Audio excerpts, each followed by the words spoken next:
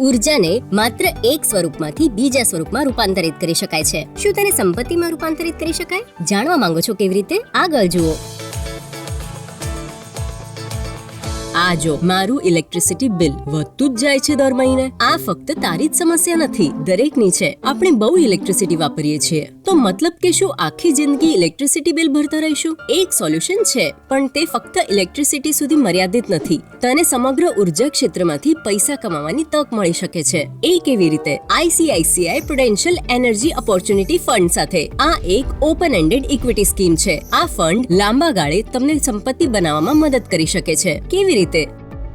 જુઓ, ભારત પ્રગતિ કરી રહ્યો છે અને કારણ કે ઉર્જા આપણી માટે એક આવશ્યકતા બની ગઈ છે, આપણો ઉર્જા વપરાશ પણ આકાશને આંબી રહ્યો છે.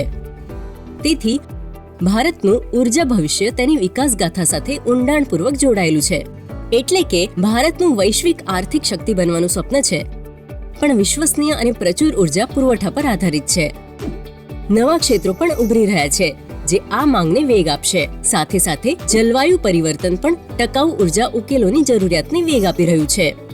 એટલે કે ઉર્જા ક્ષેત્ર દેશના ભવિષ્યના વિકાસ માટેનું કેન્દ્ર છે. નિષ્કર્ષ એ છે કે હવે દેશનું ધ્યાન માંગ અને પુરવઠા વચ્ચેનો ગેપ ઘટાડવા પર છે અને તેથી જ સમગ્ર ઉર્જા ક્ષેત્રમાં વિકાસની સંભાવના દેખાય છે. અને આ વિકાસને પ્રાપ્ત કરવા માટે આ ફંડ તમારી મદદ કરે છે. મૂળભૂત રીતે આ સ્કીમ ઉર્જા મૂલ્ય સાંકળમાં આવેલી કંપનીઓમાં રોકાણ કરવા માટે બનાવવામાં આવી છે, જેથી તમને સમગ્ર ઉર્જા જગતમાં એક્સપોઝર મળે, અને તે પણ એક સુવ્યવસ્થિત વ્યૂહરચના સાથે. અને જો તમે લાંબા ગાળાના રોકાણકાર છો તો તમારે આ ફંડને ચોક્કસપણે ધ્યાનમાં લેવું જોઈએ.